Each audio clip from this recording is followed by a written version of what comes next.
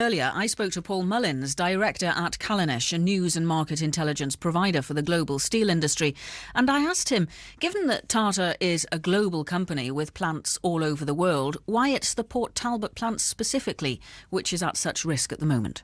I think it's a victim of being located in the UK, basically. It's nothing to do at all with the skill set of the workers, probably not too much to do with the quality of the plant and equipment, although there are some very, very high quality state-of-the-art plants being developed in China at the moment in particular. But as much as anything, the UK is not a cheap manufacturing base, primarily for companies such as Tata, and also, you probably know, Celsa Steel down in Cardiff as well.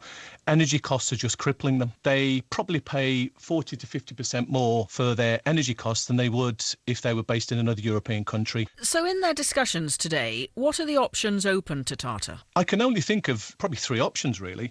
The first one is the best case scenario, that the site remains in production and even that Tata actually schedules some investment to upgrade parts of the plant that could become state-of-the-art. Probably medium case scenario is leave as is, nothing happens. They keep the plant open, but they leave it running as it is at the moment, which I think is still, it's a gain, but it would be probably not conducive to a long-term being 10 years plus facility. Worst case scenario, they close it down and as a side product of that, look for a potential investor in the way that Grable Capital should be purchasing the site that they're selling in Scunthorpe. That kind of anticipates what I was going to ask you next, really, which is what would the prospects be for workers at Port Talbot if Tata doesn't back the plant? So you think they would look for a buyer? I think the current government is actually taking steel seriously. I would have to say that successive governments, probably since the late 70s, have not really had a focused plan for manufacturing in the UK in general, and specifically for steel. The current government, partly because its hand has been forced, is taking steel very seriously and is putting a lot of attention into what it can do to help save the industry.